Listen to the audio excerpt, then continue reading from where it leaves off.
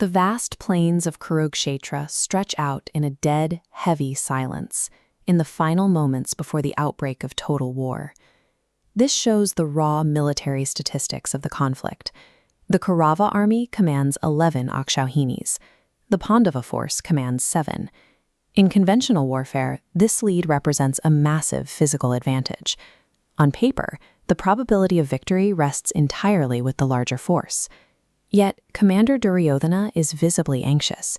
He is restless, constantly pacing in the deep shadows just behind his own massive front line.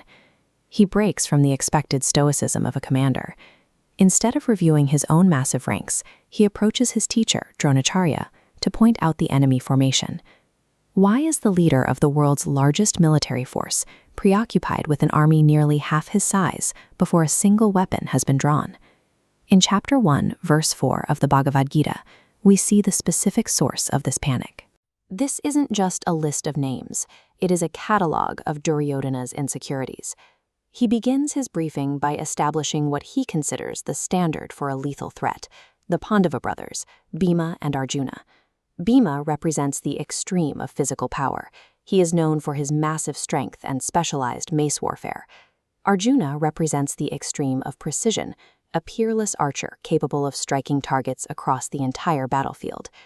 Duryodhana looks at the smaller Pandava army and tells Dronacharya that their entire front line is composed of warriors equal in skill to these two. By using Bhima and Arjuna as his benchmark, Duryodhana implicitly admits that his own numerical superiority lacks this specific caliber of elite talent. He identifies specific threats, starting with Yuyudhana.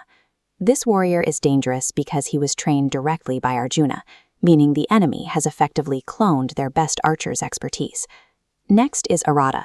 He is the king who sheltered the Pandavas during their exile, providing the strategic and financial support that allowed them to reach the battlefield. Finally, he names the king of Panchala, Drupada. This name is a psychological needle. Drupada is Dronacharya's oldest personal rival, a man with a deep, bitter history against the commander.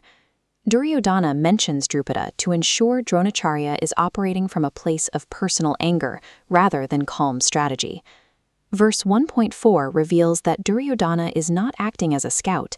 He is attempting to manage his own fear by projecting it onto his high command. To categorize these men, Duryodhana uses an ancient military classification, Mahabharat. This visualizes the power of a Mahabharat.